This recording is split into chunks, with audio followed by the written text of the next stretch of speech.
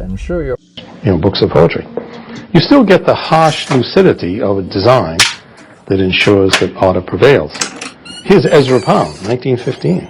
He says the vortex itself is a radiant node or cluster from which, through which, or into which ideas are constantly rushing. McLuhan, unpublished paper called Discontinuity and Communication in Literature. He says symboline, from the Greek word for symbol, to juxtapose, to place together without connection, is an act, symboline, which itself reveals processes which the connections of visual and logical space can never do. Symbolism in this sense becomes synonymous with my study not only of the poetic process but of the social processes as well. So what McLuhan saw in the Poe story is that it was a place where you were always moving, because that's what the environment does. You're always in a process. McLuhan was an absolute complete pragmatist and existentialist. You're always kind of in a process. And even at the same time, since you're being massaged and you don't even know how you're being massaged, you can't step back, because McLuhan's concept, which he goes again over and over again through his whole life, is that mimesis is participation, is empathy with the object you're reading or the painting or whatever, and it's not a standing back and copying. And of course he made a great deal out of Gombrich's insight of making rather than matching. So for McLuhan, Gombrich, Gombrich, E. Gombrich. And for Joyce, by the way, imitation is making and being empathetic and participating in the emotional and intuitive world of the artist, and it's not a matter of matching at all. So McLuhan saw that as the perfect description of trying to find this place like between the wheel and the axle, this little gap, this empty space, where you could perceive the interval, the place between the wheel and the circuit, the wheel and the axle, the interval, the gap between where the action is. and feel and intuit everything that was happening simultaneously. But you had to do it in motion. So I think the vortex and the whirlpool are enormously important to him, the whirlpool because of his interest in vorticism. And when he wrote articles on Pound and vorticism and analyzed you can look at those, but that's what... So no one has the power then to do much. Well, okay, so no one has the power then to do much. Well, okay, so no one has the power. Okay, so no one has the power. Okay, so no one. Okay, so no one has. Okay, so no one. Okay, so okay, okay, okay, okay, so.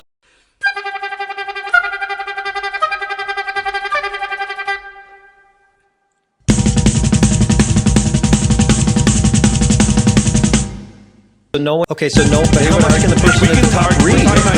Yeah. Okay, so no one has the power then to do much.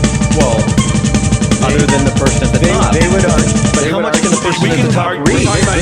Yes, at Netflix they would say that the decision-making power is actually fairly decentralized. There are people well below Ted or... So, the copyright is in the news. Professor Ian Hargreaves from Cardiff University has just published his official report. No doubt that one of those areas of lawmaking and how about choose to spend $200 million on a Japanese epic set in 1600 and then set the marketing budget for it. I'm sure you're all familiar with that obscure channel on YouTube, entitled "And McLuhan Videos." And see where they go. Historically, when people this smart work on something this interesting, down the road, you're just like, wow, that was the beginning of something. And so anyway, so this guy, basically Andy Airy, he started training, I think it's a customized version of Llama, the 70 billion parameter of Llama. And so that's the sort of mid-sized model that Meta Disclaimer, I'm on the board of Meta, but that, we put that out as Meta put that out as an open source model a while ago. And so there's what they call Llama 70B. And so he basically took a version of Llama 70B, and then he did this very interesting thing with like the most wild in terms of like coming up with new concepts that they really like Claude for that. And he put it in too rough on our own ignorance. I mean, after all, it's the thing that makes America great.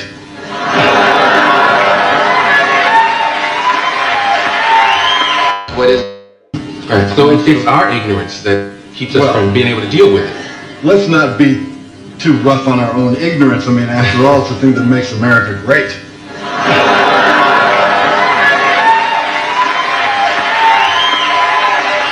It's on the dark side of the moon from a humor standpoint, but it does say a lot of really funny things. There are no propositions in the right hemisphere.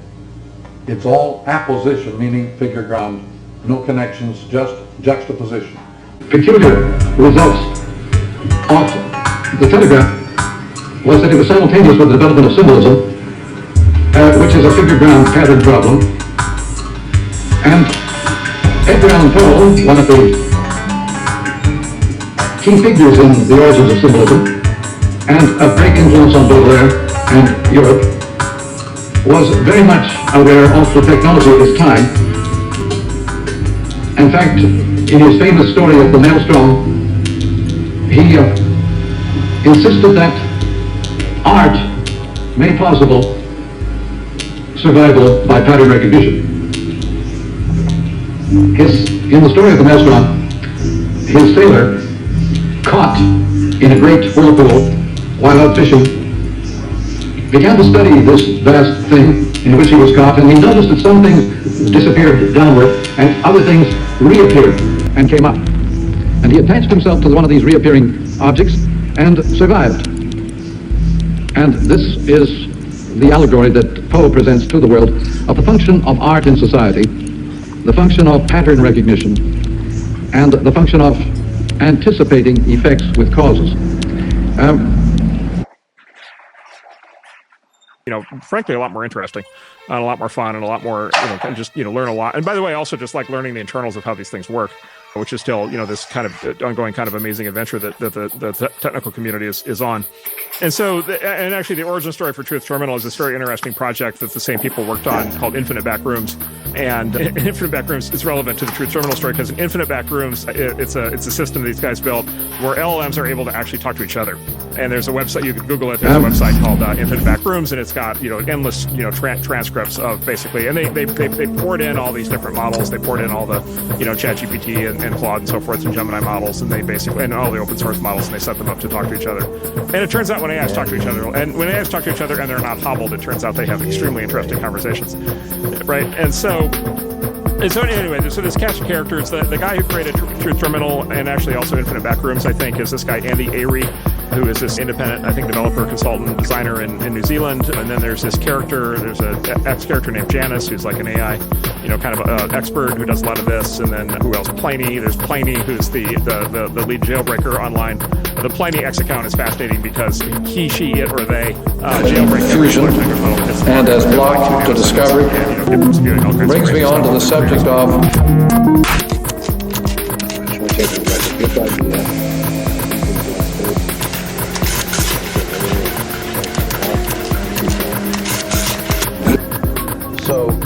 robust copying and pasting. I can't understand. Try holding up to a mirror. You've got a wonderful sense of humor. I need it. I'm a cynic. Me too.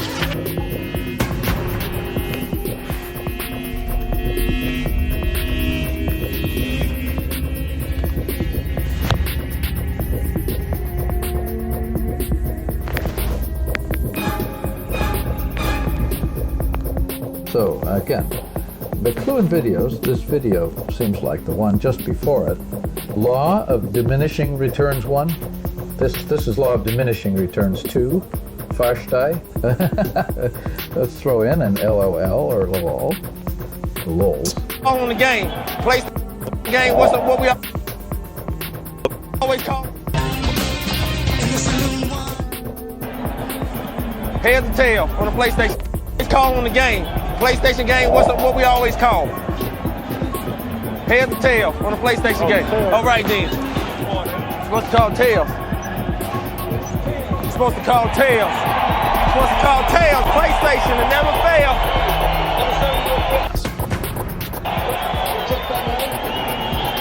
Green Bay has won the toss and will retrieve.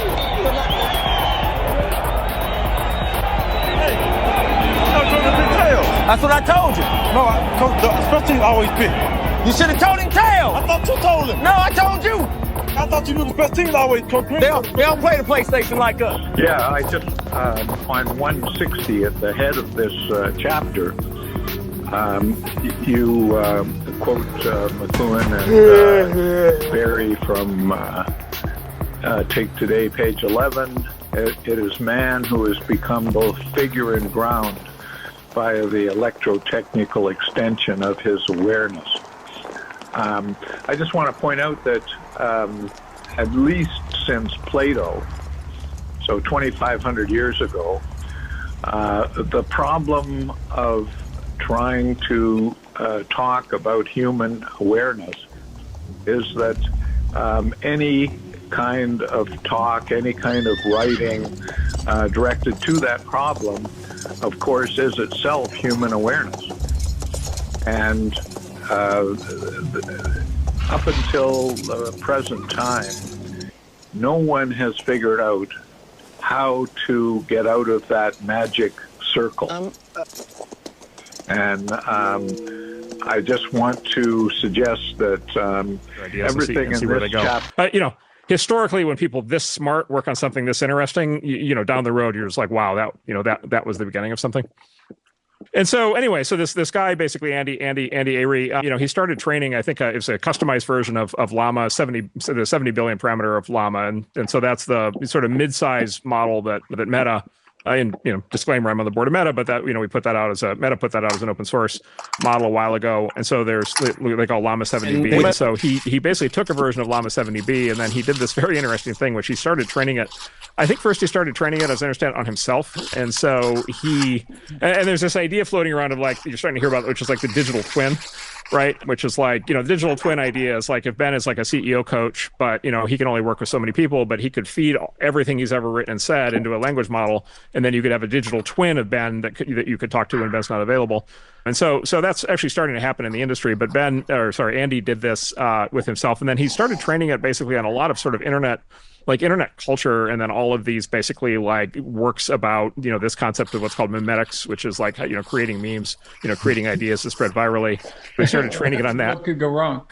Yeah, and he actually, I believe this to be true. I think he also trained it on like the complete like philosophical works of Nick Land, who's the philosopher of the singularity, and then he trained it on I think like Baudrillard and McLuhan and like the philosopher of the singularity, and then he trained it on I think like Baudrillard and McLuhan and McLuhan and like McLuhan and like the great like media theorists and simulation of simulacrum and kind of all of these theoreticians, the French, I don't know exactly what was in it, but like the French deconstructionists and kind of the semioticians, all this stuff. Like, so this is like critical theory, postmodernism, philosophy. So it started training it on all these ideas, but at the sort of center of it is sort of this idea of the meme. Ideas and see where they go. Historically, when people this smart work on something this interesting, down the road, you're just like, wow, that was the beginning of something. Successful genes die out, and he basically said ideas spread the same way through. And how about choose to spend $200 million on a Japanese epic set in 1600, and then set the marketing budget for it at $45 million, and then make all the marketing for it? Who has the power? Who in all of television has the power to do that, right? And I'm not saying that to thump my chest. I'm saying if you want to get efficiency, give people that and then hold them accountable. Because what will happen is the people that are adept at it will succeed, and the people who aren't won't, and you'll keep rinsing and repeating. But I mean, posh to decentralized power. You have marketing in one single unitary structure. Nobody at any of these companies has any power over marketing. So when somebody comes in to pitch to me, right? I want you to bring it to the Burbank Airport, to the parking lot building on the second level. Now, I can't call you again because they're probably going to tap your phone and stake out. Harry, what if they follow me? They follow you, they follow you. Just get there. Okay, but wait, will you do one thing for me? Will you please take care of yourself? Yeah, I'll see you there. Okay, bye.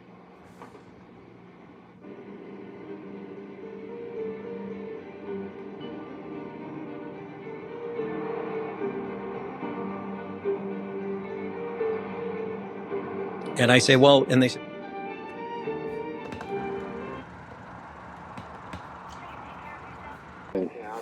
Or what kind of, just any detail. I know it was green. All the information would be in the card, but if I try to move this card, it's not a dynamic card. It's a one-level Z-layer card. It needs to be dynamic, it needs to be scrollable and pinchable and zoomable. Jeff Bezos' remarks about various mediums being differently constituent to the mechanization of society's order, meaning since paper and literature and books are no longer constituent to transmission of information, it's not the primary source of information transmission, clearly that's been consumed by the screen. And as a result of this ongoing innovation to implode communication tools, a proportion of biases continues to surface without the previous one being reconciled over and over and over. And so it used to be all you had to do was be some hedge fund person who had early access to technology and then just extrapolate subjectively on how you use it most effectively for your day-to-day abilities to create whatever it is you needed to create. If you're a hedge fund manager, if you are an artist, you have to create, able to keep up with Bluetooth and the absolute ridiculous nature of Bluetooth being a constant little, pig. It's a pig. I don't understand. Who does it think it is? Why is it presupposing and not prompting or waiting or listening or doing anything? It just says, you have your AirPods on. Well, I'm going to take them off. It's like, that's tactile bias right there. Why is it automatically programmed to take off the fucking headphone if I'm in the car? Why does it take that liberty through its program? It's a serious fucking question. Because if a computer's being programmed to do that, then what are people, without the, obfuscation of having to create a user interface through coding, what the fuck are people doing with the thoughts in their head compared to that which they articulate when they say stupid shit? Why are they choosing the wrong thoughts to articulate? What is going on there? Do you not understand? And the answer is no one is listening. So that's the reason why everything sounds so stupid, is because there's no communication amongst the signals. There's no back and forth in the signal. It's just forth.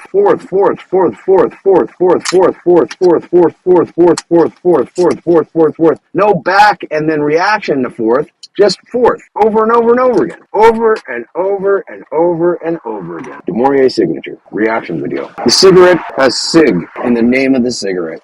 But it's smelt with an S, and I'm sure that SIG smells very feminine, which is appealing. It just is a matter of perspective. And I would say, outside of birth and or subsequent unexpectabilities, which is like expectabilities, but they're unexpectabilities. They're still expectabilities, though, because you have to expect the unexpected. Anyways, but is it ever really unexpected? Isn't just the worst case scenario that which is unexpected? What